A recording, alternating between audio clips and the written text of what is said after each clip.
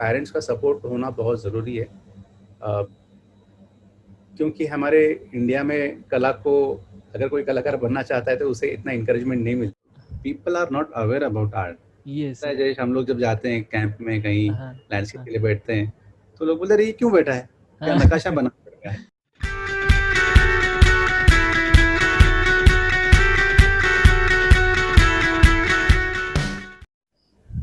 Hello दोस्तों, art guide के इस फर्स्ट वीडियो में आप सब लोगों का स्वागत है। और आज हमारे साथ एक आर्टिस्ट है जो कि इंटरनेशनली वेल नोन है। सर का नाम है विक्रांत चितोड़े सर। तो सबसे पहले सर आपका स्वागत है आज के इस वीडियो में, आज के इस इंटरेक्शन में, डिस्कशन में। तो सर के बारे में मैं पहले आपको कुछ शॉर्ट में एक उनका इंट्रो देता हूँ, तो आपको इसके सर के बारे में पता चलेगा। और फिर सर के साथ हम लोग कुछ सवाल करेंगे, कुछ क्वेश्चंस के ऊपर डिस्कशन करेंगे, उनका एक्सपीरियंस शेयर करेंगे सर। तो आप लोगों को काफ़ी इसमें से नॉलेज मिलने वाला है। और यही हमारा एक मोटो है कि जो भी आर्ट फील्ड में काम कर रहे हैं, चाहे फिर वो स्टूडेंट हो या प्रोफेशनल हो या फिर आर्ट रिलेटेड कोई भी हो, तो उनको कुछ ना कुछ नॉलेज इस वीडियो के ज़रिए से मिलेगा। ये सीरीज़ इसलिए मैंने शुरू की है।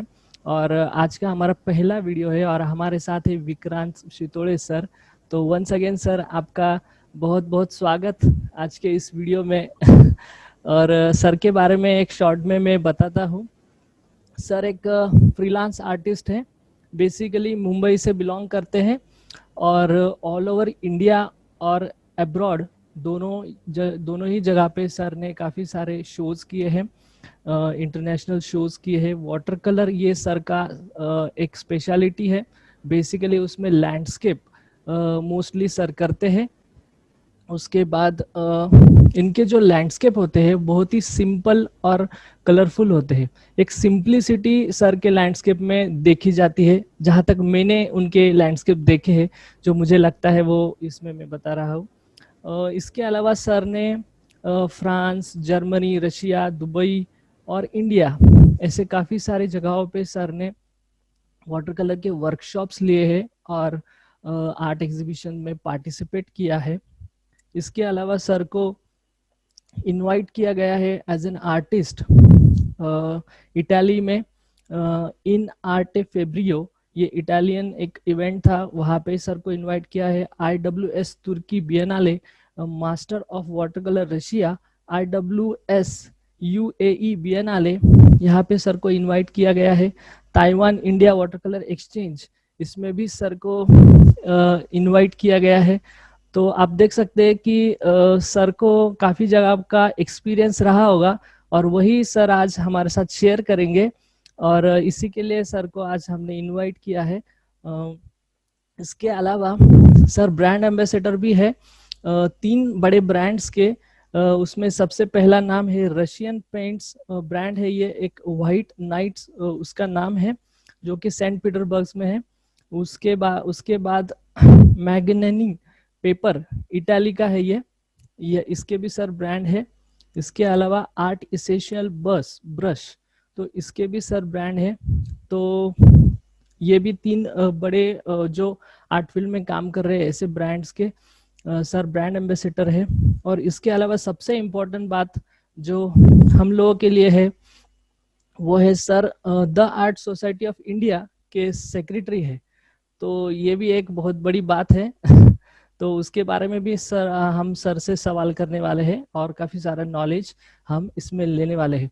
वीडियो काफ़ी लंबा होगा, तो आपको पूरा वीडियो देखना है ताकि आपको ज़्यादा से ज़्यादा नॉलेज मिले। वीडियो 2 पार्ट में होगा।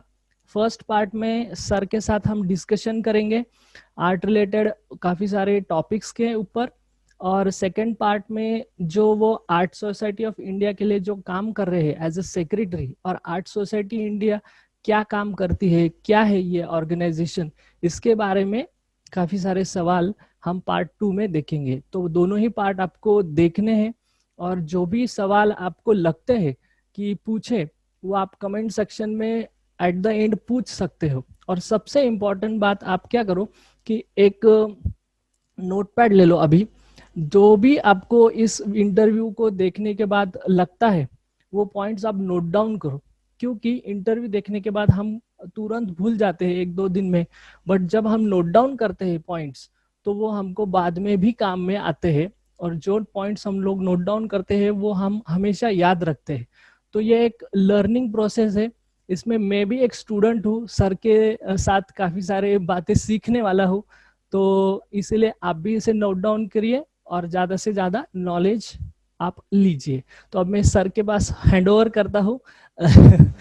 तो लेट्स स्टार्ट सर। सबसे पहला सवाल, सर आप अपने बारे में बताइए, आपका बैकग्राउंड कैसा रहा है, आपका चाइल्डहुड कैसा था, आप आर्ट फील्ड में कैसे आए और कितने साल हुए हैं अभी आपको, इसके बारे में थोड़ा सा हमको बताइए।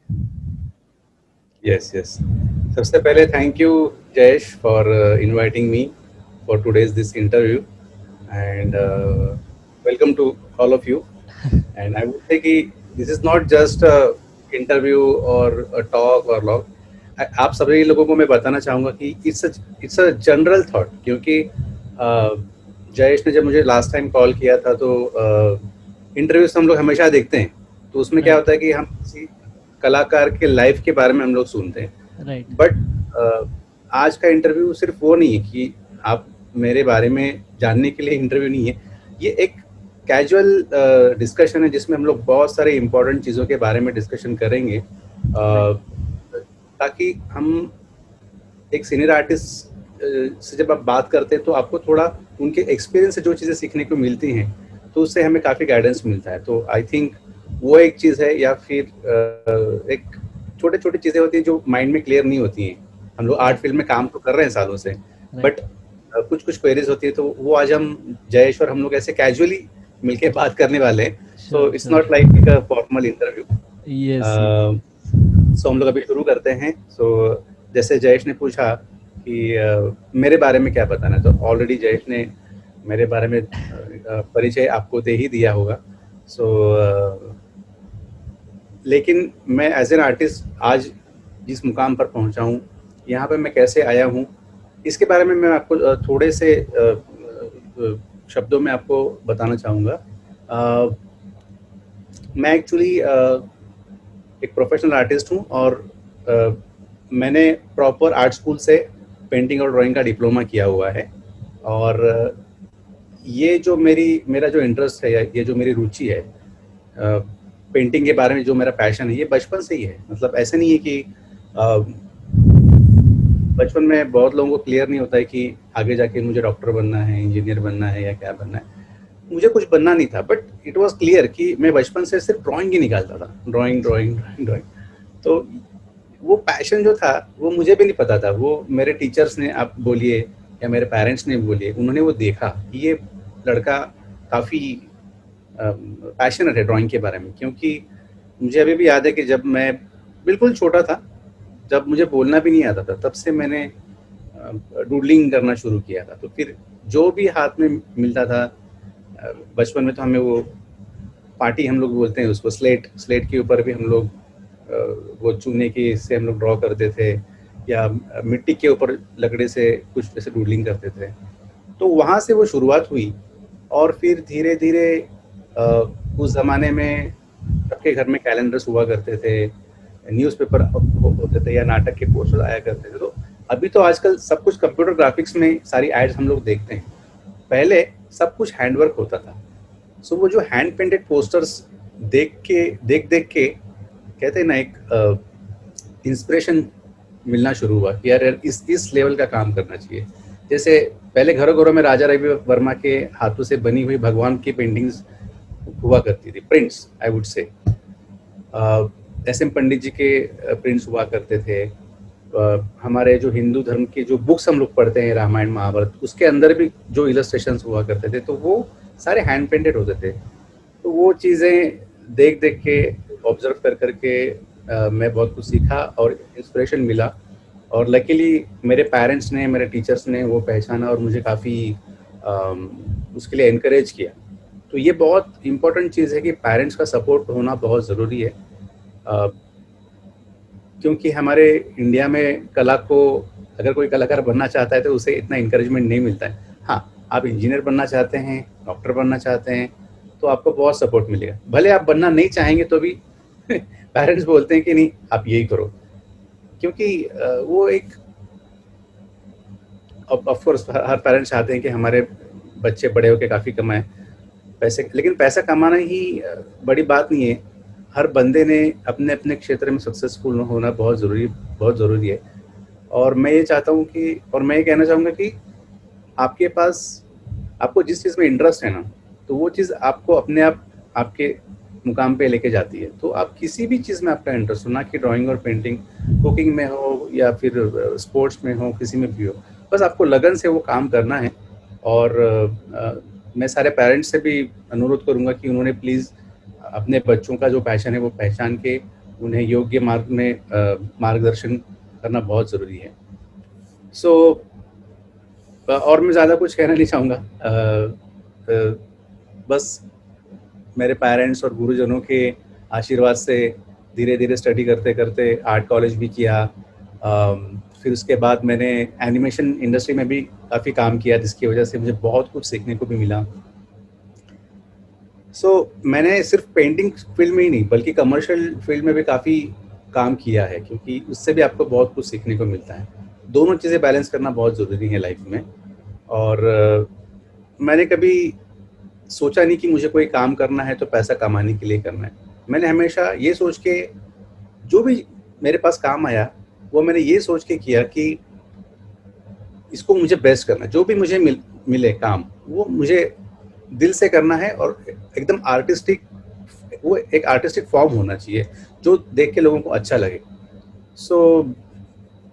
मतलब ऐसे बहुत सारे प्रोजेक्ट्स भी आए थे मेरे लाइफ में, मैं आपको धीरे धीरे बताऊंगा, कि जिसमें पैसे बहुत कम होते हैं, लेकिन वो जॉब काफ़ी कभी कभी इंटरेस्टिंग होता है। मतलब एक आपको एक स्कोप मिलता है कि आप उसमें कुछ आपकी जो ताकत है वो दिखा पाएँ। तो ऐसे बहुत सारे प्रोजेक्ट्स में मैंने काम किया जिसमें मुझे शायद पैसा नहीं मिला होगा, बट मुझे उसमें काफ़ी अवार्ड्स भी मिले। इसमें कोई अपेक्षा नहीं है, बट दिल से काम करते गया और उसमें सक्सेस मिलते गया, और आज मैं इस मुकाम पे हूँ। और अभी भी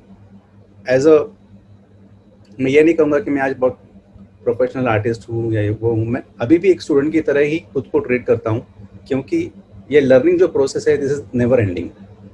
आज मैं जहाँ पर भी हूँ वो मेरे इसी एटीट्यूड की वजह से, क्योंकि जिस दिन अगर आपको पता चला कि आई एम अ गुरु या फिर आई एम अ टीचर, तो उस दिन आपकी जो क्या कहते हैं, ये एटीट्यूड बहुत बुरा होता है। फिर आप रुक जाते हैं, आपकी जो प्रगति होती है, ग्रोथ होती है, वो स्टॉप हो जाती है।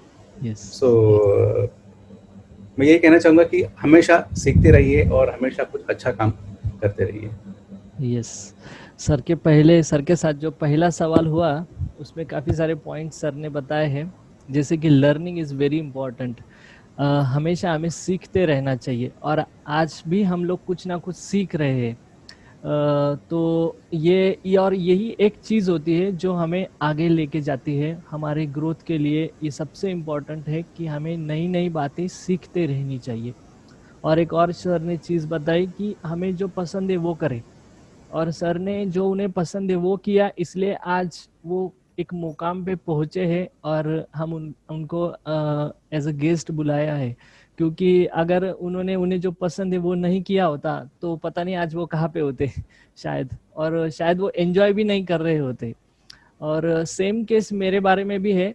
जैसे सर ने कहा कि हमें जो पसंद है वो करना चाहिए, तो मैंने भी उसी तरीके से आर्ट फील्ड को एज अ करियर चुना था, और आर्ट फील्ड में मैंने एजुकेशन लिया।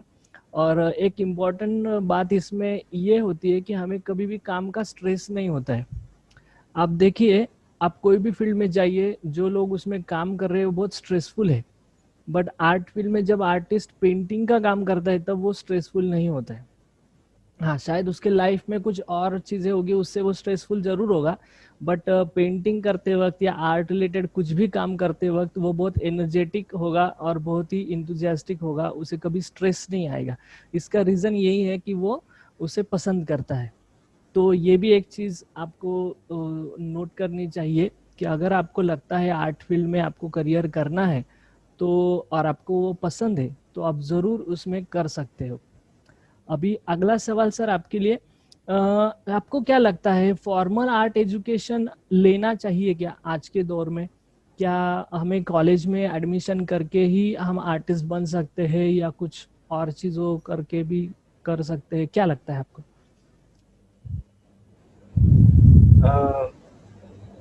मेरे हिसाब से एक फॉर्मल एजुकेशन होना सबके लिए ज़रूरी है, क्योंकि ऐसा नहीं है कि जिसने अगर फॉर्मल एजुकेशन नहीं लिया है तो वो प्रोफेशनल आर्टिस्ट नहीं बन सकता, ऐसा नहीं है।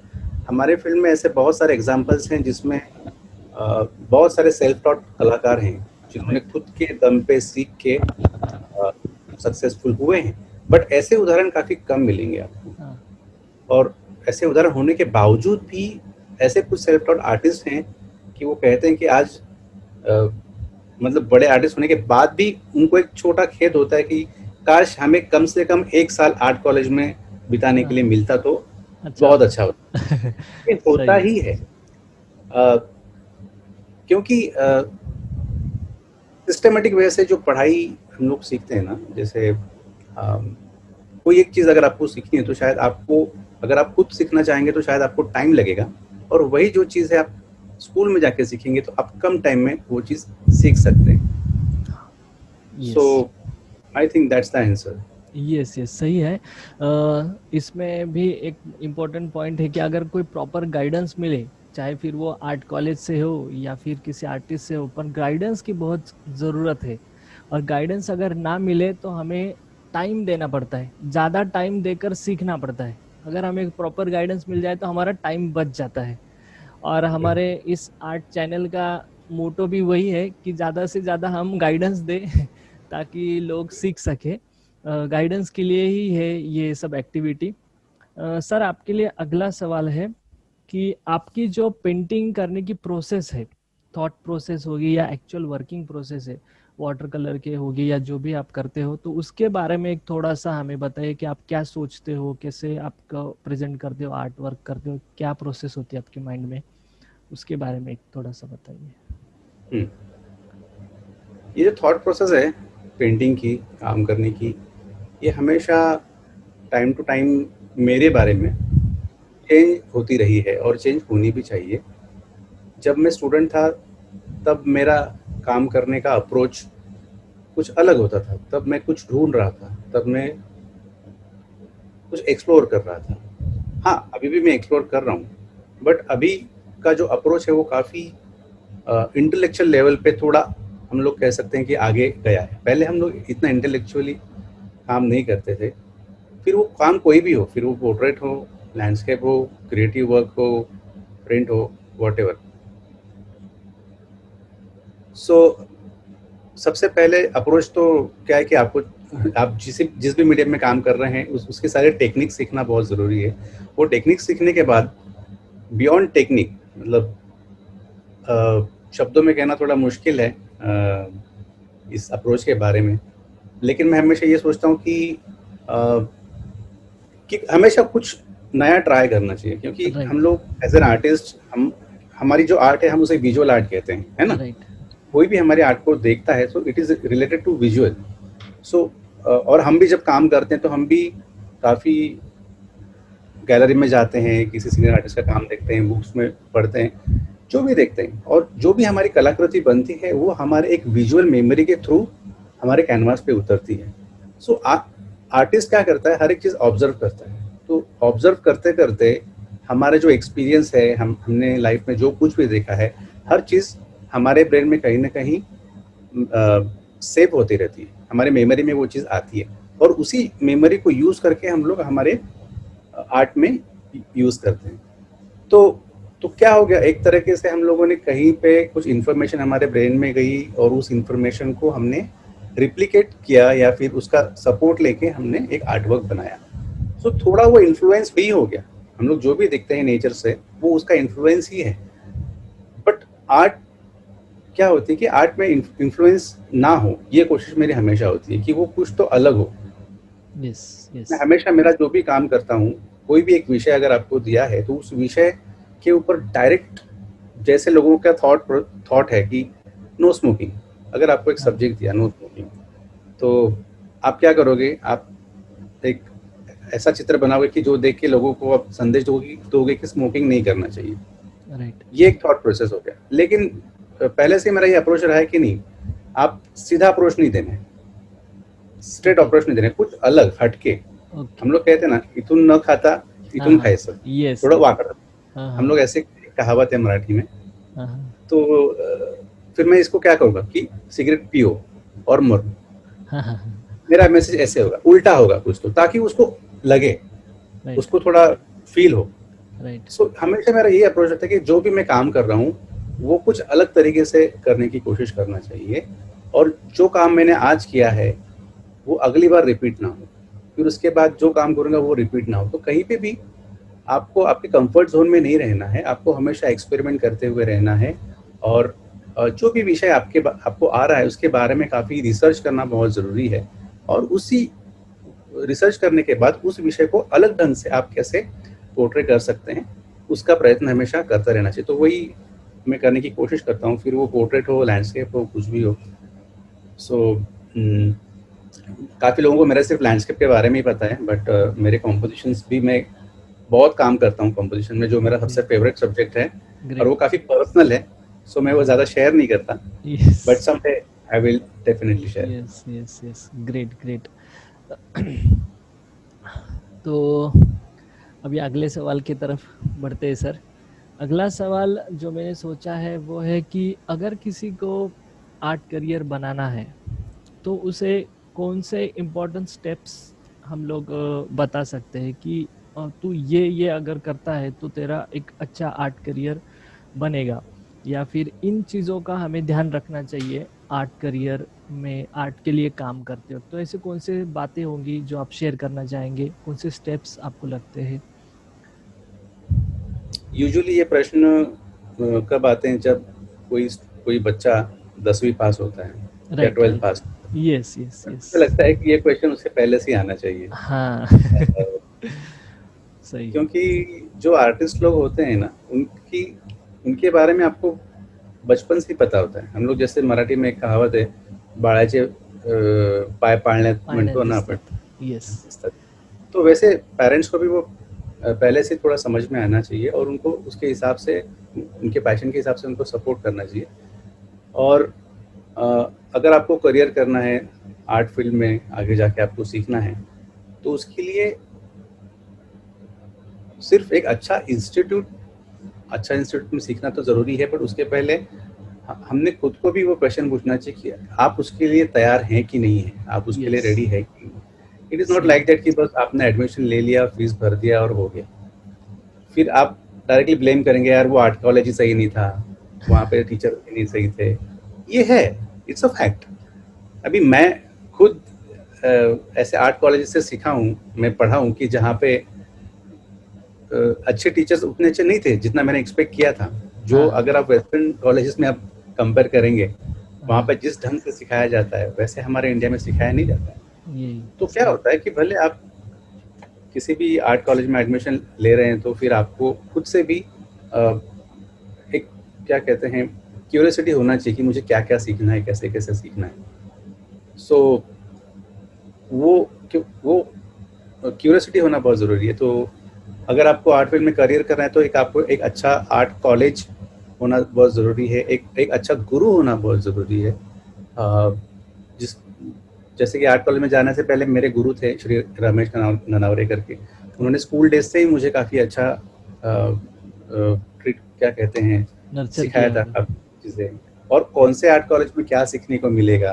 हाँ हाँ। अ, आपको आपका माइंड क्लियर चाहिए कि आपको क्या करना है, क्योंकि आर्ट में भी बहुत सारी शाखाएं हैं। उसमें अप्लाइड आर्ट भी है, फाइन आर्ट भी है, स्कल्पचर है, प्रिंट मेकिंग है। तो इन सारी चीज़ों के बारे में आप पहले रिसर्च कीजिए कि कितनी शाखाएं हैं कला में, उसमें से मेरा काम किस क्षेत्र में, किस विभाग में ज़्यादा सूटेबल होगा। वैसे होता है, जैसे अभी एनिमेशन फील्ड में भी सबको सिर्फ एनिमेशन पता है, लेकिन अगर आप एनिमेशन फील्ड में को डाइसेक्ट करेंगे तो उसमें और 20 शाखाएं हैं, 20 से 25 शाखाएं हैं, जिसमें क्ले एनिमेशन हो गया, 3D एनिमेशन हो गया, सेल एनिमेशन हो गया, बैकग्राउंड डिपार्टमेंट हो गया। तो वैसे ही कि आपको कला में किस क्षेत्र में जाना है, उस हिसाब से आपको वो आर्ट कॉलेज चूज करते आना चाहिए। तो ये आपको कैसे पता चलेगा? उसके लिए आपको एक अच्छा, आपके जो ड्राइंग टीचर हैं, आपके स्कूल में कोई ड्राइंग टीचर है या फिर आप कहीं पे सीख रहे हैं, उनसे आप गाइडेंस लीजिए। अगर वो भी नहीं है तो फिर आप अभी तो काफ़ी इजी हो गया कि हमारे फील्ड में कौन सक्सेसफुल आर्टिस्ट हैं, कौन नहीं है, तो आप उनसे भी गाइडेंस ले सकते हैं। Right right so right. बस I think this is. Yes yes, सही है सही है, बिल्कुल सही है। इस आंसर से आपको जो भी इम्पोर्टेंट पॉइंट्स लगते हैं वो आप नोट डाउन ज़रूर कीजिएगा, बिकॉज ये बहुत इम्पोर्टेंट गाइडेंस सर ने दिया है। अभी अगले सवाल के और हम बढ़ते हैं। जैसे सर कोई पर्सन है जिसने आर्ट कॉलेज कंप्लीट कर लिया है, अब वो अपना एक आर्ट का जर्नी स्टार्ट कर रहा है आफ्टर आर्ट कॉलेज के बाद, जो खुद का प्रोफेशनल एक वो काम शुरू कर रहा है। और जैसे अभी आप एक फ्रीलांस आर्टिस्ट काम करते कि इससे काम करते हो, आप हम 100% कम्प्लीटली आप पेंटिंग के लिए काम करते हो, तो आपको क्या लगता है कि आर्ट के अलावा कौन सी ऐसी बातें हैं, कौन से ऐसे स्किल्स है जो आपको सीखना चाहिए, कि जो आपको पैरेलली काम में आते हैं एज एन आर्टिस्ट? कि वो आर्ट तो है, ठीक है, आर्ट, हाँ आर्ट तो इम्पोर्टेंट है, उसे तो हम डेवलप कर ही रहे, लेकिन उसके साथ साथ हमें ये स्किल्स भी आनी चाहिए खुद को प्रेजेंट करने के लिए या जो भी है। तो ऐसे कौन से इम्पोर्टेंट स्किल्स आपको लगते हैं कि जो हमें सीखने चाहिए एज एन आर्टिस्ट? ये बहुत अच्छा प्रश्न है, और ये सवाल हम मोस्टली सारे कलाकारों को होता है कॉलेज कंप्लीट होने के बाद में कि आगे क्या। और कॉलेज ख़त्म होने से पहले ही आई थिंक आपने आपका थोड़ा प्रिपरेशन करना चाहिए। बहुत सी ऐसी चीज़ें होती हैं जो कॉलेजेस में नहीं सिखाई जाती हैं। जैसे कि मैंने अभी बताया था कि आर्ट फील्ड में अलग अलग शाखाएं होती हैं, तो मैंने फाइन आर्ट किया हुआ है, जयेश ने शायद कमर्शियल किया है I think, right? Fine art किया फाइन आर्ट किया, but still we are freelance artist. Yes yes. Freelance artist, हम लोग फाइन आर्टिस्ट हैं। यूजुअली फाइन आर्टिस्ट को कभी भी कमर्शियल आर्ट से या फ्रीलांस से जोड़ा नहीं जाता है। यस। बट हर आर्टिस्ट कमर्शियल आर्टिस्ट ही होता है। हमारे फील्ड में ये बहुत क्या कहते हैं, भेदभाव किया जाता है। अरे फाइन आर्टिस्ट मतलब अलग अलग होता है, कमर्शियल आर्टिस्ट मतलब सिर्फ पैसे के लिए काम करता है। ऐसे नहीं है। हर बंदे की अपनी अपनी रिक्वायरमेंट्स होती है लाइफ में, तो वो रिक्वायरमेंट फुलफिल करने के लिए आपको फ्रीलांस काम करना ही पड़ता है। So every artist is a commercial artist. So commercial artist क्यों है? क्योंकि भले अगर आप फाइन आर्टिस्ट हैं तो आप आपकी पेंटिंग एग्जिबिट करके अर्निंग करते हैं, दूसरी जगह पे जो कमर्शियल आर्टिस्ट हैं वो उनके एडवर्टाइजमेंट स्किल यूज करके पैसा कमाते हैं। So it's the same thing. लेकिन कमर्शियल आर्ट में आपको कोई प्रोडक्ट कैसे बेचना है ये सिखाया जाता है, वैसे फाइन आर्ट्स में सिखाया नहीं जाता है। और मुझे लगता है कि वो सिखाना भी नहीं चाहिए, आर्ट स्कूल में एटलीस्ट नहीं सिखाना चाहिए। बट पास आउट होने के बाद आर्ट फील्ड क्या है वो सिखाना बहुत ज़रूरी है।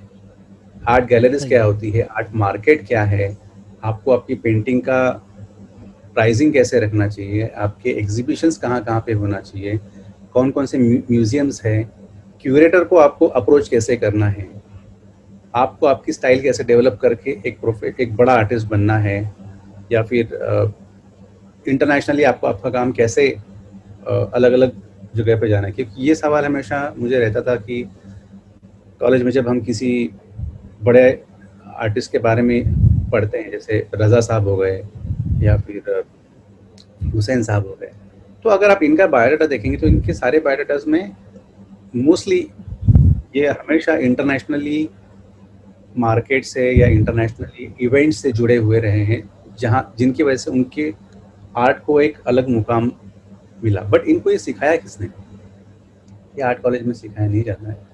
सो एज एन आर्टिस्ट ये हमारी रिस्पॉन्सिबिलिटी है कि हमें उसके बारे में अवेयर भी रहना चाहिए।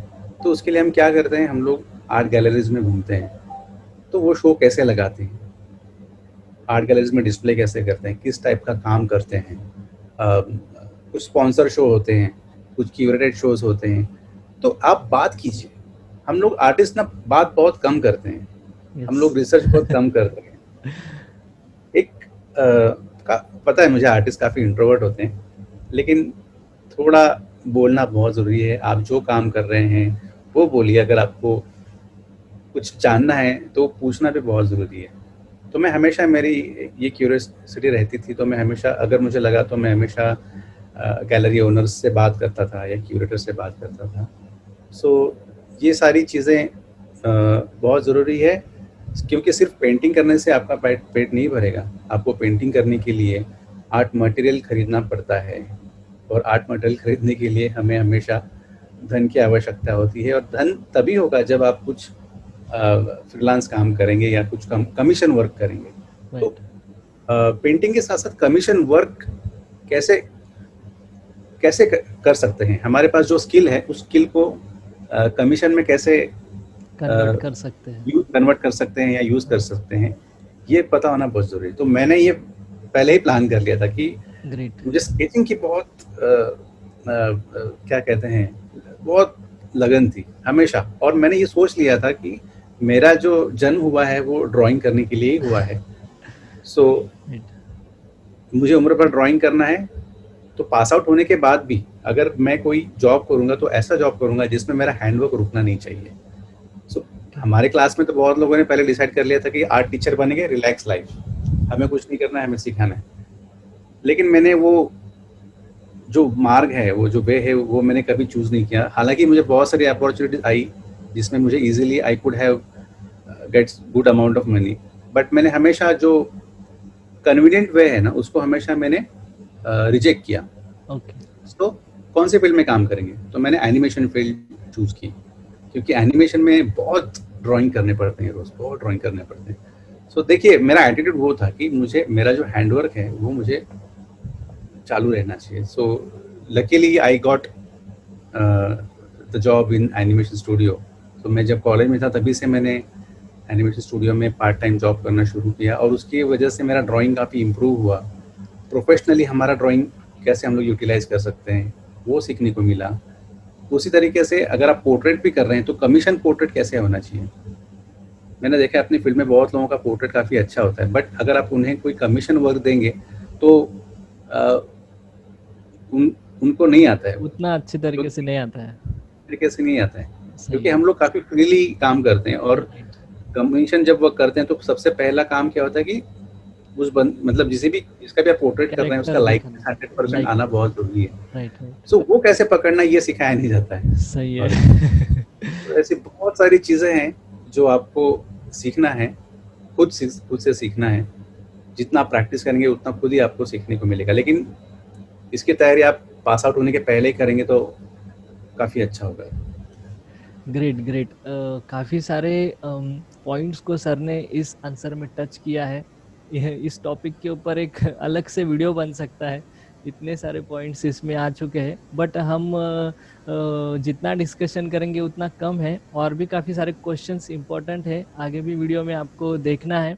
सो इसी टॉपिक से रिलेटेड एक अगला क्वेश्चन है सर, आज की तारीख में, मतलब आज का जो अभी पीरियड चल रहा है, इसमें आर्टिस्ट के लिए इनकम सोर्सेस कौन कौन से है, मतलब वो किस तरीके से अभी इनकम जनरेट कर सकता है as an artist, professional artist. मतलब आप भी प्रोफेशनली काम कर रहे हो, तो कौन से तरीके से हम लोग कन्वर्ट कर सकते हैं हमारे स्किल्स को।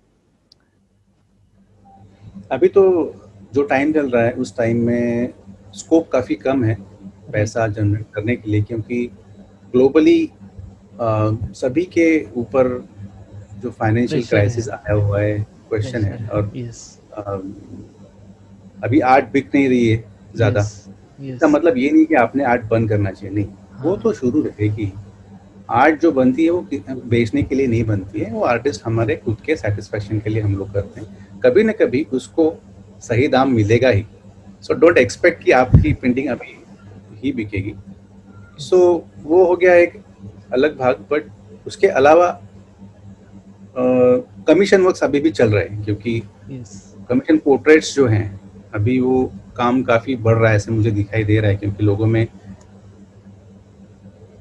वो लोगों की रिक्वायरमेंट है, आपको वो जानना पड़ेगा कि लोगों की रिक्वायरमेंट क्या क्या है।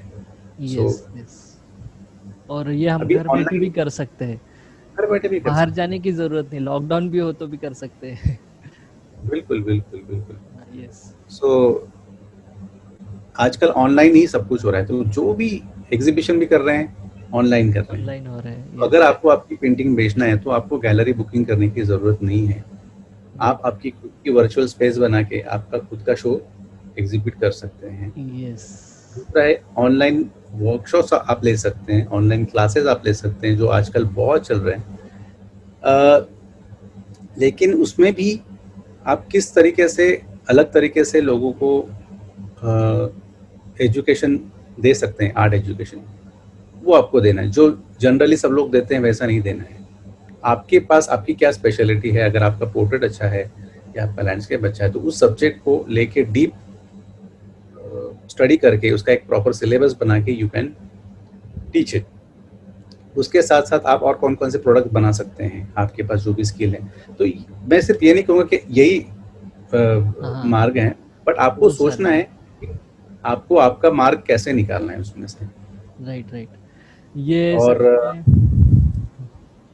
हाँ, क्योंकि अभी ऑनलाइन भी हो रहा है तो ऑनलाइन में भी लोगों का ध्यान ज़्यादा स्क्रीन की तरफ होता है। तो स्क्रीन से रिलेटेड क्या क्या चीज़ें हैं, तो वीडियोज़ हैं। You can create your own videos, you right. Can create your own educational videos आप कह सकते हैं, या फिर एनिमेटेड वीडियोज़ आप कह सकते हैं। ऑनलाइन कंटेंट आप बना सकते हैं। सो ऐसी छोटी छोटी चीज़ें हैं जो बहुत सी आपको बातें हम कर सकते हैं। सीखना है। Yes. Yes yes yes, great great. इसमें जो भी टॉपिक सर ने अभी बताए हैं, online art exhibition, online workshops वगैरह, इसके बारे में हम वो वीडियो का जो पार्ट 2 है उसमें और डिटेल में जानेंगे सर से, क्योंकि ये एक बहुत बड़ा मोड़ अभी आया है कोविड की वजह से, जिसने हर एक फील्ड को कुछ ना कुछ हिला दिया है, और आर्ट फील्ड के ऊपर तो बहुत बड़ा इम्पैक्ट पड़ा है ऐसा मुझे लगता है। इसके बारे में हम लोग वीडियो 2 में, पार्ट 2 में ज़रूर जानेंगे डिटेल में। अभी अगला सवाल एक सर के लिए है। सर ने काफ़ी सारे कंट्रीज में ट्रैवल किया है अपार्ट फ्रॉम इंडिया, तो सर आपका क्या एक्सपीरियंस रहा है, वहाँ का आर्ट कल्चर कैसा है, वहाँ के आर्टिस्ट कैसे हैं, वहाँ का आर्ट के बारे में देखने का नज़रिया कैसा है और हमारा कैसा है, ये जो दोनों का डिफरेंस बताइए, और हमें क्या इम्प्रूवमेंट करनी चाहिए हमारे यहाँ पे, इसके बारे में भी बताइए थोड़ा सा। एक्चुअली ये प्रश्न का उत्तर देने जाएंगे तो काफ़ी बड़ा होगा। ये सर थोड़ा शॉर्ट में आप इसे बता शॉर्ट में दीजिए। बताने की कोशिश करता हूँ कि हाँ। सबसे पहले तो है कि बाहर की कंट्रीज के लोग और इंडियन लोग, आई वुड से western people and Indian people, not Asian, क्योंकि एशियन में भी काफ़ी यस वेरिएशन है, जैसे यस। चाइना हो गया या फिर जापान वगैरह। बट स्पेशली जब हम इंडिया की बात करते हैं, इंडिया को किसी और कंट्री से कंपेयर करते हैं, तो हम हमेशा एक वर्ड यूज़ करते हैं, Indian mentality. Yes yes, Indian mentality. Indian mentality एक टिपिकल मेंटालिटी है जो हमें शायद हमारा हमें ज़्यादा आगे की सोचने के लिए रोक देती है। वेस्टर्न लोग काफ़ी, मैं ये नहीं कहूँगा कि काफ़ी पढ़े लिखे हैं या वो है, बट उनका जो माइंड सेट है वो काफ़ी फ्री है, काफ़ी ओपन है। वो कभी किसी के मैं एक छोटा एग्जांपल दूंगा कि वो उनको फर्क नहीं पड़ता है कि आप कितने बड़े आर्टिस्ट हैं, आप बहुत फेमस आर्टिस्ट हैं, अच्छा। या आप अमेचर आर्टिस्ट हैं, या आप आर्टिस्ट हैं ही नहीं, हाँ हाँ हाँ। कोई फर्क नहीं पड़ता है आप कौन हो, उनसे उसको कुछ लेना जाए। वो हमेशा प्रैक्टिकलिटी के ऊपर विश्वास रखते हैं। ओके। तो अगर आप अगर कोई पेंटिंग बना रहे हैं और कोई वहाँ का बंदा आ गया और उसे वो काम अच्छा लगा, तो वो ये नहीं देखेगा कि ये बंदा कौन है, ये कितना फेमस आर्टिस्ट है, मुझे ये पेंटिंग अच्छा लगा तो मुझे ये पेंटिंग खरीदना है, आई विल बाय इट। फिर आप जो उनको प्राइस बोलेंगे तो वो कभी भी उसके बारे में बार्गेनिंग नहीं करेंगे। आर्टिस्ट की प्राइस है, हमारे यहाँ पे जब तक बार्गेन ना हो तब तक कोई भी खरीदेंगे डील होता है नहीं। नहीं। वो क्योंकि वो लोग, उनको पता है कि आर्टिस्ट को रिस्पेक्ट कैसे देना है। वो आर्टिस्ट का काम है, वो आर्टिस्ट कितना बड़ा है मुझे उससे कुछ लेना देना नहीं है। ऐसा एक्सपीरियंस मैंने बहुत बार ग्रेट। किया है, जब मैं वेनिस में या फिर यूरोप में जहाँ लैंडस्केप करने के लिए बैठता था, तो लोग पीछे आके ऐसे जमा हो जाते थे और फिर आके अगर किसी को अच्छा लगता था तो वो लोग पूछ के पैसे दे के ले भी जाते थे। वो लोग कभी बार्गेन नहीं करते थे। ऐसा वो एक रिस्पेक्ट है और एक प्रोफेशनलिज्म है, आई वुड से, कि उन्हें पता है कि हर एक आर्टिस्ट है तो उसका एक अलग रिस्पेक्ट है, कोई डॉक्टर है तो उसका, देखिए रिस्पेक्ट टू एवरीवन, वो कभी भी किसी के बारे में छोटा या बड़ा नहीं सोचते हैं। बड़ा नहीं सोचते हैं वो लोग। Great great. That is a good thing. और secondly, education system, education system बहुत ज़रूरी है। हमारे भारत में इतने अच्छे अच्छे कलाकार हैं, वेस्टर्न कंट्रीज में भी बहुत अच्छे अच्छे कलाकार हैं, बट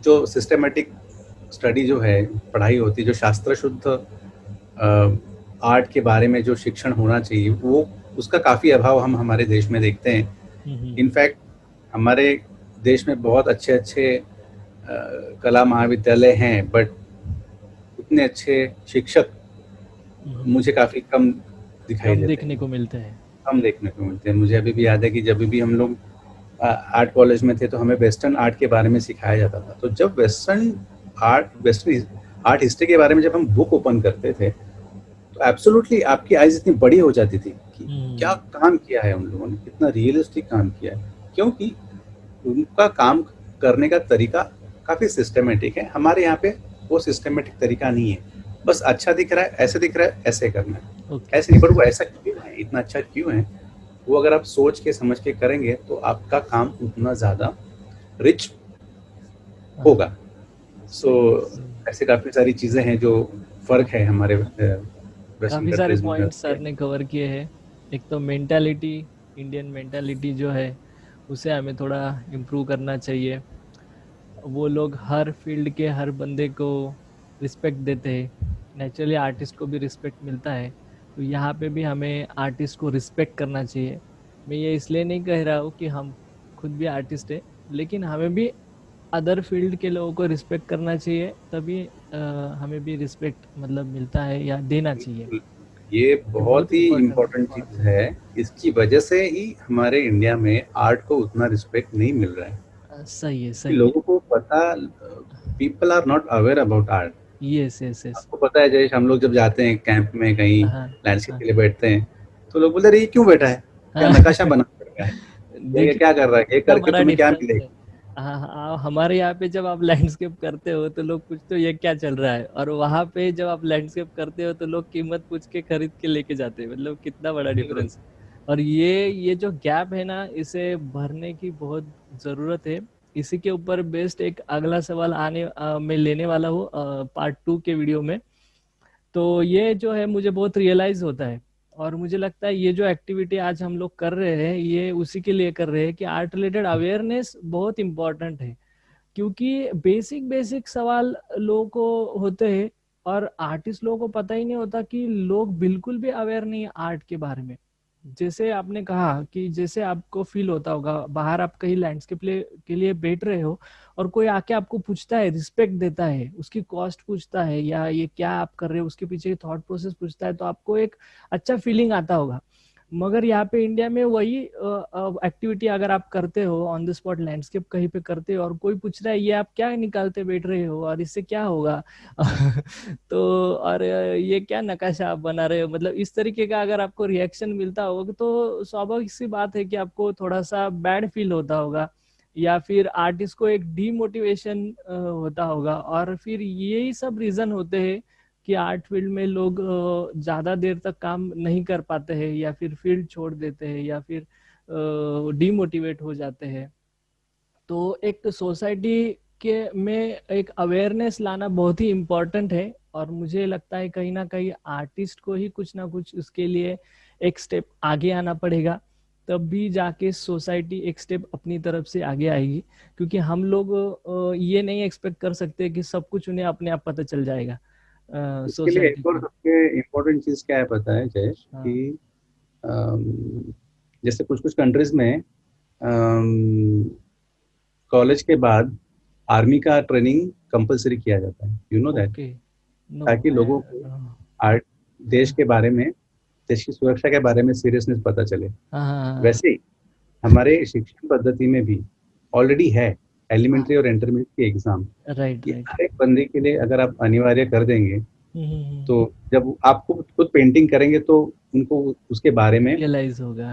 रियलाइज होगा, और वो हाँ, अच्छी तरीके से होना चाहिए। अभी तो स्कूलों में एलिमेंट्री इंटरमीडिएट को इतना, क्या कहते हैं, सीरियसली लिया नहीं जाता है। नहीं, बस सही है सही है। जैसे करना हो है रहा है, वैसे करो। इसलिए हो रहा है। इस तरीके से उसे मतलब जिस तरीके से होना चाहिए वैसा नहीं होता है। हाँ। बिल्कुल। Right right. तो इसी के ऊपर एक क्वेश्चन अभी आगे का मैं पूछ रहा हूँ आपसे। जो अभी आपने एलिमेंट्री इंटरमीडिएट या स्कूल लेवल की बात जो हो रही है, तो सर आपको क्या लगता है कि अ, आपने अभी इस फील्ड में काफी काम किया है प्रोफेशनली, आपने फील्ड को काफी डीपली जाना ही होगा, ऐसा आपका एक्सपीरियंस होगा। तो आपको क्या लगता है कि कौन से टॉपिक्स, कौन से सब्जेक्ट्स आर्ट जब बच्चा स्कूल में सीख रहा है उसमें इंक्लूड करना चाहिए? मतलब जैसे कि अभी आप कुछ पेंटिंग बनाते हो या कुछ आप एक्टिविटी करते हो, तो वो आपने खुद से सीखा है, मगर अगर वही बचपन में अगर हम बच्चों को सिखाते हैं तो वो कर सकते हैं। तो वो आर्ट मतलब जो बेसिक एवरी आर्ट टीचर सिखा रहा है उससे हटकर जो आज की दुनिया के हिसाब से आर्ट के नॉलेज को अपग्रेड करना चाहिए, तो वो क्या क्या चीजें उसमें इंक्लूड होनी चाहिए, चाहे फिर वो स्कूल लेवल पे हो या फिर आर्ट कॉलेज के लेवल पे हो? बिल्कुल, ये भी अच्छा प्रश्न है। पहली बात तो मैं ये नहीं चाहूंगा कि बच्चों को काफी जल्दी ही आर्ट का ट्रेनिंग देना चाहिए। मतलब जो जो रिगरस ट्रेनिंग होता है, मतलब ड्राइंग के बारे में, कलर हम्म। स्कीम के बारे में, या किसी सब्जेक्ट के बारे में, वो सिखाने की जरूरत नहीं है। क्योंकि वो जो बच्चों की आयु होती है, जब बच्चे छोटे होते हैं, तब वो काफी क्यूरियस और काफी क्रिएटिव होते हैं। तो और वो ऑलरेडी बहुत क्रिएटिव होते हैं। राइट। उनकी जो अंदर की क्रिएटिविटी शिक्षक ने कैसे बाहर निकालना चाहिए, यस। और फिर उस स्टूडेंट को उसके पाथ पे कैसे ला के रखना है, वो सबसे बहुत बड़ी रिस्पॉन्सिबिलिटी है एक शिक्षक की। अभी मैं देखता हूँ कि हमारे स्कूलों में सब्जेक्ट दिए जाते हैं, प्राइमरी ड्राइंग या यस। फिर फ्री हैंड ड्राइंग, और ये ठीक है, ये सब्जेक्ट अच्छे हैं, बट उसके पहले बच्चों को रंग क्या होते हैं, है ना, प्राइमरी कलर्स क्या होते हैं, सेकेंडरी कलर्स क्या होते हैं, कौन से कलर कौन से मिक्स करने के बाद कौन से कलर बनते हैं, हर कलर का मीनिंग क्या होता है, वो कलर क्यों यूज करना चाहिए, ब्रशेस को कैसे यूज करना, मतलब पहले तो एबीसीडी सीखने से पहले पेन और पेंसिल क्या होती है ये समझना बहुत जरूरी है। बिल्कुल तो बिल्कुल। आई थिंक वो मीडियम एक्सप्लोरेशन सिखाना जरूरी है, और उसके पीछे थोड़ा सा थॉट प्रोसेस, अगर मतलब खेलते खेलते अगर आप सिखा देंगे तो हाँ, अच्छा है। सही से है। हार्डकोर सिखाने जबरदस्ती की नहीं होना चाहिए। हाँ, नेचुरली होना चाहिए। राइट। नेचुरली होना चाहिए। और सिर्फ चित्रकला ही नहीं, मुझे तो लगता है कि स्कूल में म्यूजिक भी सबको देना चाहिए, या फिर आप स्कल्पटिंग के लिए क्ले देना चाहिए। तो अलग अलग माध्यम से बच्चों की क्रिएटिविटी आप कैसे निकाल सकते हैं, उसके हिसाब से आपको बच्चों को एनकरेज करना बहुत जरूरी है। Right right. तो अगर आप कोई आर्ट टीचर हो और आप किसी स्कूल में काम कर रहे हो, तो ये सवाल आपके लिए बहुत ही नॉलेजेबल होगा, जो कि अभी सर ने बताया है कि आप क्ले का यूज कर सकते हैं या फिर उनके क्रिएटिविटी को किस तरीके से एक्सप्लोर कर सकते हैं अलग अलग तरीके से, इसके बारे में आपको सोचना है। और इसी के साथ हम एक अभी आखिरी सवाल लेंगे। सर भी खुद सिखाते हैं, और जैसे वो प्रोफेशनली काम करते हैं वैसे वो टीचिंग भी करते हैं अलग अलग वर्कशॉप्स के जरिए। तो सर अपने वर्कशॉप्स के बारे में बताइए कि आप वो किस तरीके के वर्कशॉप होते हैं, उसमें आप क्या सिखाते हैं, कौन से पॉइंट्स कवर होते हैं, और अभी अगर कोई आपका रिसेंट वर्कशॉप हो या कुछ एक्टिविटी हो आने वाले इसमें, तो उसके बारे में भी थोड़ा सा बताइए। रिसेंटली तो अभी मैंने कोई वर्कशॉप प्लान की नहीं है। ओके। इंक्वायरीज काफी हैं, काफी लोगों को इंटरेस्ट है, करने के लिए मैं प्रेफर करता हूँ कि ऑनलाइन ना सिखाऊं। हाँ, हाँ, प्रत्यक्ष में जो सिखाने का मजा होता है वो कुछ अलग ही होता है, वो एक अलग ही अनुभव होता है कि जब आप एक्चुअली कलर्स को पेपर के ऊपर जब देखते हैं किस तरीके से वो बिहेव करता है, एक्चुअल में काम करने का अनुभव काफ़ी अलग होता है।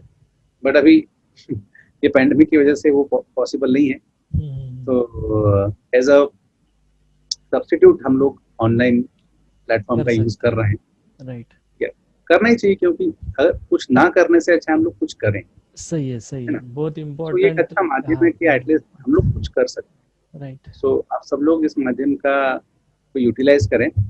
और जैसे वर्कशॉप के बारे में मुझे अभी जयेश ने पूछा है, सो वर्कशॉप मैं आप सब लोगों को बोलूँगा कि जो भी वर्कशॉप में इंटरेस्टेड हैं, तो आपका वर्कशॉप करने का मैंने वर्कशॉप एक्चुअली अभी काफ़ी कम कर दी, क्योंकि हर वर्कशॉप में मैं क्या करता हूँ, हमेशा जो भी पार्टिसिपेंट्स आते हैं उनका हमेशा ये सवाल होता है कि सर आगे ग्रोथ कैसे करना है, आगे ग्रो कैसे करना है, आगे ग्रो कैसे। वो आएंगे, मेरे 2 दिन की वर्कशॉप करेंगे, 4 दिन की वर्कशॉप करेंगे, किसी और अच्छे कलाकार की भी वर्कशॉप करेंगे, फिर और किसी और की वर्कशॉप करेंगे। तो सिर्फ वर्कशॉप करने से क्या होता है कि आप 2 दिन में या 3 दिन में आर्टिस्ट नहीं बन सकते। सही है। आपने 2 दिन एक कलाकार की स्टाइल समझ ली, फिर 2 दिन किसी और कलाकार की स्टाइल, फिर किसी और, सो आप सबसे अलग अलग अलग सीख रहे हो। तो मुझे लगता है कि गुरु एक होगा तो अच्छा है, ताकि आप कंफ्यूज ना हो, क्योंकि राइट। हर एक कलाकार की अपनी सोच होती है, हर एक शिक्षक का अपना सिखाने का तरीका अलग होता है। तो और वर्कशॉप के बजाय अगर आप एक प्रॉपर स्टडी करें कि अगर आपको सचमुच में एक अच्छा कलाकार बनना है, तो अच्छा कलाकार बनने के लिए कौन कौन सी चीज़ें ज़रूरी है। जैसे अ, हमारे आर्ट स्कूल में सबसे पहले जो हमारा पहला फर्स्ट ईयर होता है, उसमें फाउंडेशन कोर्स जो होता है वो बहुत ज़रूरी है, जिसमें हमें जिसमें हमारे सारे विषय होते हैं, सारे विषय के बारे में हम लोग सीखते हैं। फिर पूरी डिज़ाइन हो गया, कलर प्रैक्टिकल हो गया, स्टिल लाइफ हो गया, बहुत सारे विषय होते हैं जिसमें बेसिक फंडामेंटल्स हमें सीखने को मिलता है। तो उसके हिसाब से मैंने अभी वही किया है कि मैंने एक कोर्स डिज़ाइन किया, art fundamental course. It's a long course, जैसे आर्ट कॉलेज में सिखाया जाता है 1 साल का, वैसे ही मेरा ये 7 मंथ्स का एक कोर्स है जो मैंने डिज़ाइन किया है, ग्रेट। जिसमें मैंने काफ़ी 6 महीने 7 महीने रिसर्च करके वो सिलेबस तैयार किया है, और अभी तक मेरी 2 बैचेस इसमें सीख चुकी हैं। और I can see huge difference in their work. ये सारे वही लोग हैं जिनको आर्ट करना था और आर्ट करने को मिला नहीं, लेकिन अब इस एज में उन्हें आर्ट कॉलेज में जाने के लिए एडमिशन, एक एज होने के बाद आपको एडमिशन नहीं मिलती है, तो फिर राइट। ये लोग कब सीखेंगे, ये कहाँ सीखेंगे। तो उनके लिए ये कोर्स मैंने स्पेशल डिजाइन किया है। भले आप प्रैक्टिसिंग आर्टिस्ट हैं, फिर भी आपका आर्ट में एक प्रॉपर नॉलेज होना बहुत जरूरी है, तो वो नॉलेज इस कोर्स में है। तो मैं वही कहूँगा कि एक सिस्टमेटिक पद्धति से पढ़ाई करने के लिए जो एक कोर्स होना चाहिए, वो कोर्स मैंने डिज़ाइन किया है। अगर आप किसी को ज्वाइन करना है तो 1 मई से मेरा जो 3rd बैच है वो शुरू होने वाली है। अगर आप किसी को इंटरेस्ट है तो आप मुझे कांटेक्ट कर सकते हैं इसके लिए।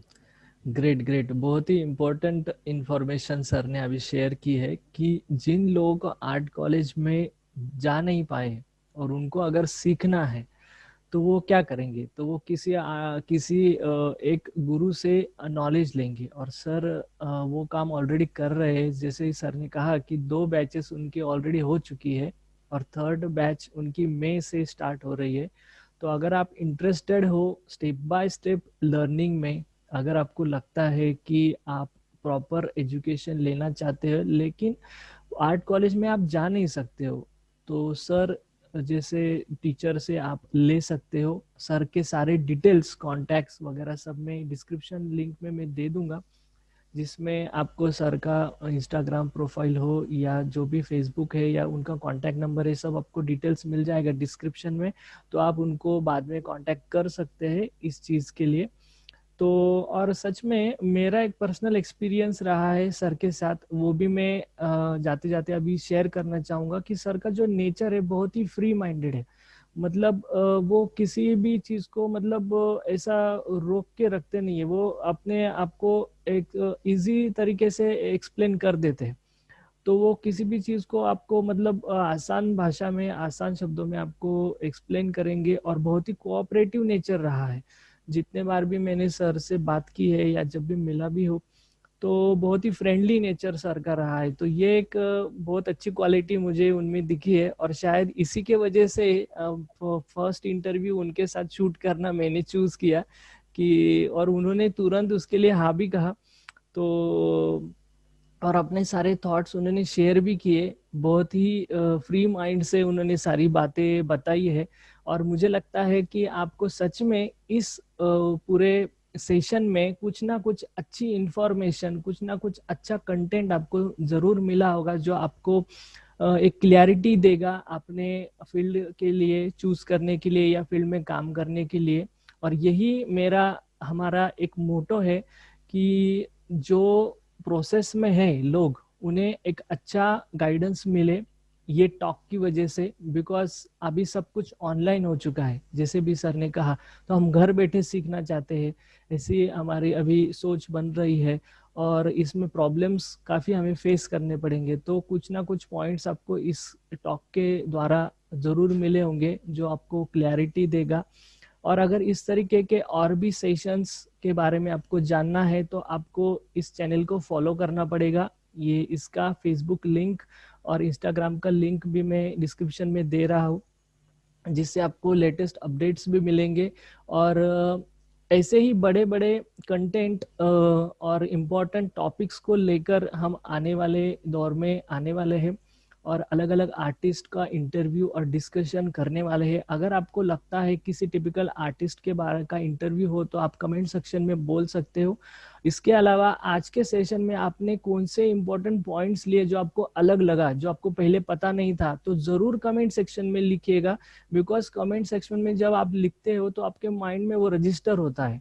हम लोगों को तो पढ़ने के बाद तो पता चलने ही वाला है, बट आप भी हमेशा उसे याद रखोगे। तो जरूर कमेंट करना है आपको। और कौन से आर्टिस्ट को जानना पसंद करोगे, वो भी आप बोल सकते हो। कौन से सवाल आपको लगते हैं कि आर्टिस्ट को हमें पूछने चाहिए, वो सवाल भी आप कमेंट सेक्शन में बोल सकते हो। और अगर आपको ये इंटरव्यू हेल्पफुल लगता है, ये वीडियो हेल्पफुल लगता है, तो ज़्यादा से ज़्यादा लोगों को शेयर करो, ताकि एक अवेयरनेस क्रिएट हो आर्ट फील्ड के बारे में, आर्टिस्ट के बारे में। जैसे सर ने कहा कि रिस्पेक्ट ये बहुत इंपॉर्टेंट एस्पेक्ट है, तो उसे हमें क्रिएट करना है। और उसके लिए एक छोटा सा स्टेप होगा आपका ये वीडियो शेयर करना।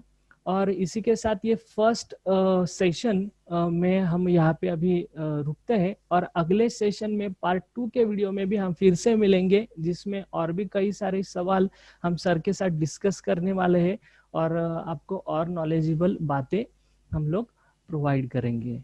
तो ये वीडियो देखने के लिए आप सबका धन्यवाद, थैंक यू। और सर आपका भी बहुत बहुत धन्यवाद, आपने जो इतना टाइम दिया और इतना जेन्युइन आपने जो इन्फॉर्मेशन शेयर किया। नॉर्मली कोई आर्टिस्ट इतना बोलता नहीं है जितना मेरा एक्सपीरियंस रहा है, बट आपने वो ये किया, कोऑपरेट किया, तो आपके लिए भी बहुत बहुत धन्यवाद sir. Thank you. Thank you Jayesh. Welcome.